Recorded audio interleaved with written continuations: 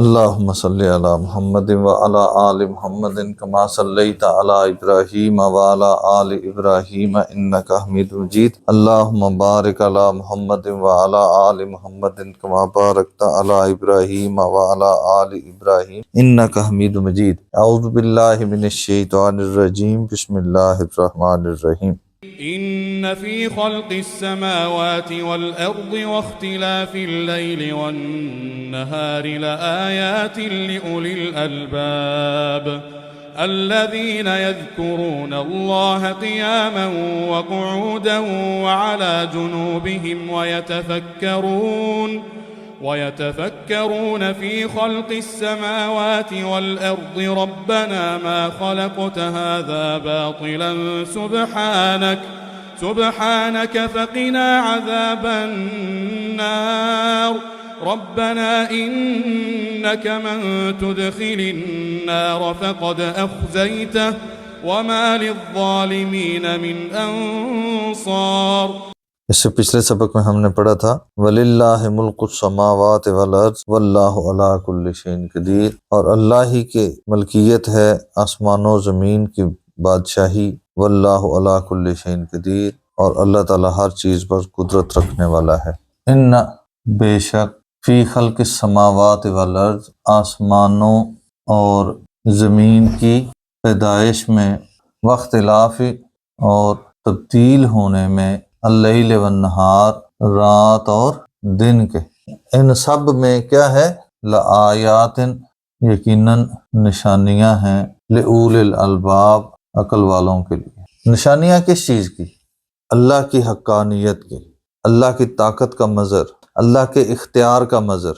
اس سے پچھلی آیت میں جو اللہ تعالیٰ نے فرمایا کہ وہ ہی قدیر ہے، وہ ہر چیز پر قادر ہے، اس چیز کا مظہر کہ یہ جو نظام چل رہا ہے یہ خود بخود نہیں چل رہا، اس کے پیچھے کوئی ذات ہے جو قدیر ہے، جو طاقت والی ہے، جو اس پورے نظام کو چلا رہی ہے، وہ کوئی ذات ہے، اس کی نشانیاں ہیں۔ اور ان نشانیوں سے ہمیں یہ سمجھ آتی ہے کہ یہ بلا وجہ نہیں ہے، اس نے اگر پیدا کی ہیں تو وہ اگر اتنی طاقت رکھتا ہے کہ اتنا بڑا نظام چلا رہا ہے تو وہ اس لائق ہے کہ اس کی عبادت کی جائے، اس کو مانا جائے۔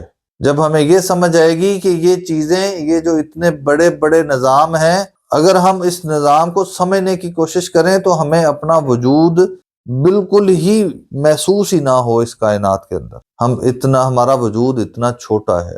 آپ اندازہ کریں کہ یہ زمین کتنی بڑی ہے، اس کے اوپر کھڑا ایک انسان، اس کی کیا حیثیت ہے؟ اس سارے نظام کے سامنے زمین کی حیثیت اس سے بھی چھوٹی ہے۔ جو ہم ایک ایک فٹ اور ایک ایک مرلے پہ انسان کو مار دیتے ہیں، جس کے لیے اللہ نے فرمایا کہ کسی ایک انسان کو، کسی ایک جان کو مارنا ایسے جیسے پوری انسانیت کو مار دینا ہے، ہم اس ایک فٹ کے خاطر مار دیتے ہیں جس کی اس کائنات میں حیثیت ہی کوئی نہیں ہے۔ اللہ کے پاس اتنا بڑا نظام ہے اور وہ اس پورے نظام کا مالک ہے، تو وہ ذات کس اہمیت کے لائق ہے، وہ کس عظمت والی ذات ہے، وہ اس لائق ہے کہ اس پر ایمان لایا جائے اور اپنے آپ کو اس کے سپرد کر دیا جائے۔ الذین، وہ لوگ، یذکرون اللہ، جو ذکر کرتے ہیں اللہ کا، جو یاد کرتے ہیں اللہ کو، قیاماً، کھڑے، وقعوداً، اور بیٹھے،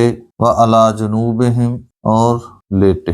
وہ جس بھی حالت میں ہوں وہ اللہ کو یاد رکھتے ہیں، وہ ہر وقت اللہ کو اپنے پاس محسوس رکھتے ہیں۔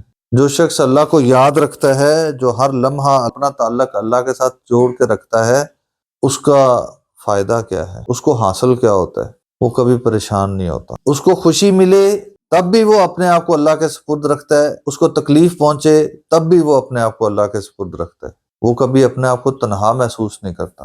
یہ سب سے بڑی خوشی اور سب سے بڑی اس کی طاقت ہے۔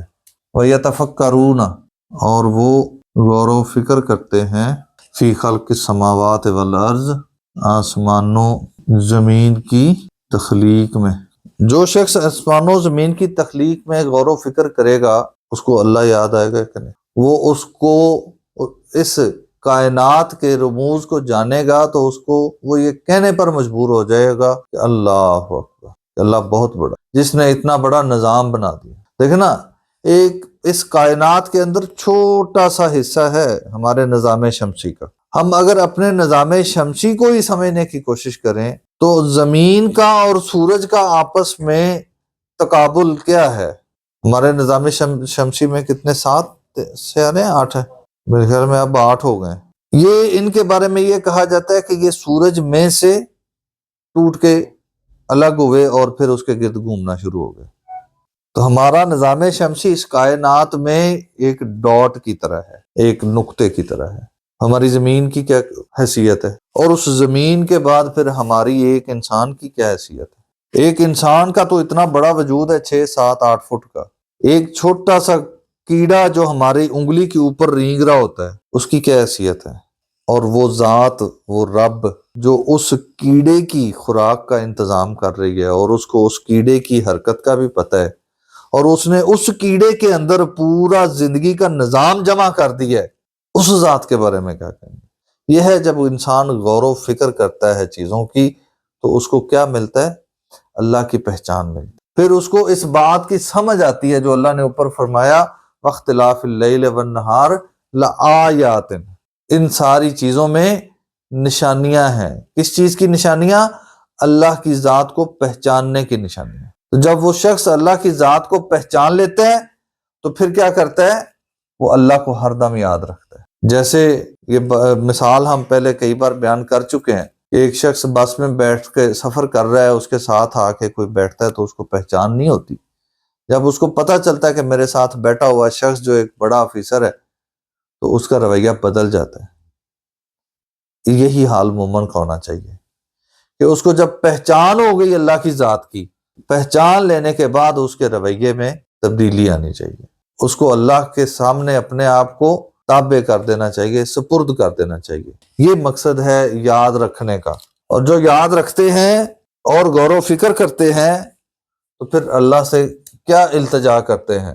ربنا، اے ہمارے رب، ما خلقت ھذا باطلا، نہیں پیدا فرمایا تو نے اس کو بے مقصد. باطلا، اس کو جھوٹا نہیں بنایا، اس کو بے مقصد نہیں بنایا. یہ جو نظام چل رہا ہے کائنات کا نظام، یہ ایویں ہی نہیں بنایا، اس کے پیچھے مقصد ہے، یہ با مقصد ہے. اور اس نظام کے اندر جو اللہ تعالیٰ نے ایک شاہکار پیدا کیا جس کو اللہ نے اپنے ہاتھ سے پیدا کیا، کیا اس کو بے مقصد بنا دیا؟ اس حضرت انسان کو کیا اللہ نے بے مقصد پیدا کیا ہے؟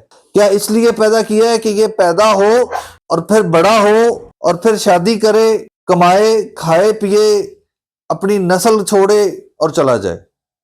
کیا اس کا یہی کام ہے کہ اللہ تعالیٰ نے اس کو اگلے انسان پیدا کرنے کے لیے پیدا کیا؟ کیا اللہ تعالیٰ مجبور ہے کہ اس کے ہاتھوں انسان پیدا کروائے؟ نہیں، اس کو بے مقصد پیدا نہیں کیا. اللہ نے قرآن مجید میں بتا دیا کیوں پیدا کیا. 2 مختلف آیات میں اللہ نے یہ بات واضح کی، وَمَا خَلَقْتُ الْجِنَّ وَالْإِنسَ إِلَّا لِيَعْبُدُونَ. میں نے جنوں اور انسانوں کو کس لیے پیدا کیا؟ کہ وہ میری عبادت کریں، وہ مجھے مان لیں، وہ میرا کہنا مانیں. اور فرشتوں کو بتایا کہ میں اپنا خلیفہ بھیج رہا ہوں. خلیفہ کیا ہوتا ہے؟ جو خلیفہ ہوتا ہے حکمران کا نائب. تو حکمران کون ہوا اگر خلیفہ انسان ہے تو؟ اللہ. تو جو نائب ہوتا ہے وہ اپنے احکامات جاری نہیں کرتا، وہ حکمران کے احکامات کو آگے امپلیمنٹ کراتا ہے. تو یہ بھی عبادت ہے، اسی کام کے لیے اللہ نے پیدا کیا، بے مقصد پیدا نہیں کیا. ہم اس سارے مقصد کو بھول کے صرف اس بات پہ لگے. ہمارے ذہن میں آئے گا کہ ہم تو خلیفہ نہیں ہیں، ہم نے نظام تھوڑی قائم کروانا ہے. خلیفہ تو پھر وہ ہوں گے جن کے پاس حکومت ہے. یہ بھی اللہ نے بتا دیا. اللہ کے نبی صلی اللہ علیہ وسلم نے فرمایا کلکم راعٍ وکلکم مسئول عن رعیتہ. تم میں سے ہر کوئی حکمران ہے اور اس سے اس کی رعایا کے متعلق پوچھا جائے گا. آپ اپنے گھر کے حکمران ہیں، آپ سے آپ کی بیوی بچوں کے بارے میں پوچھا جائے گا کہ وہاں پہ آپ نے اللہ کا حکم نافذ کیا یا نہیں کیا. آپ کی اپنی ذات کے اوپر آپ نے اللہ کا حکم نافذ کیا یا نہیں کیا. سب سے پہلا سوال تو یہ ہونا ہے. سبحانک، تو پاک ہے، فقنا عذاب النار، پس ہمیں بچا لے عذاب النار، آگ کے عذاب سے.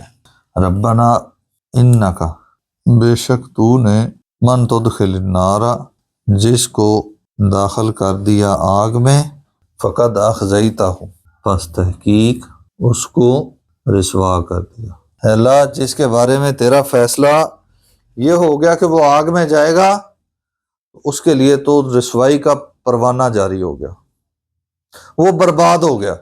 وما للظالمین، اور نہیں ہوگا ظالموں کے لیے من انصار، کوئی مددگار۔ جو اس زمین میں اپنے آپ کو اللہ کی اطاعت سے دور کر کے اس زمین کے اوپر اپنے آپ کو رب بنائے پھرتے ہیں، کل ان کے جب فیصلے ہوں گے، جب ان کے لیے جہنم کا پروانہ جاری ہوگا، تو پھر کوئی ان کی مدد کے لیے نہیں آئے گا۔ کامیاب کون ہے؟ جو اس بات کو سمجھ لے کہ اللہ تعالیٰ نے اس پوری کائنات کو بے مقصد پیدا نہیں کیا، وہ پیدائش کا مقصد سمجھ لے، اس کائنات کی پیدائش کا اور اپنی ذات کی پیدائش کا مقصد سمجھ کے اس کے مطابق اپنی زندگی گزار لے گا، وہی کامیاب ہے، وہی اس ذلت اور رسوائی سے بچ سکتا ہے۔ اس کے لیے پھر مددگار بھی ہوں گے۔ کون ہوگا مددگار؟ ویسے قرآن اور رمضان اور آپ کے نیک اعمال اللہ کے سامنے کھڑے ہو جائیں گے آپ کی سفارش کے لیے۔ اللہ تعالی ہمیں ان خوش نصیبوں میں شامل فرما دے۔ کیسے شامل ہوتے ہیں؟ عمل کر کے، خالی دعاؤں سے نہیں، عمل سے شامل ہونے کی توفیق عطا فرمائے۔ صدق اللہ۔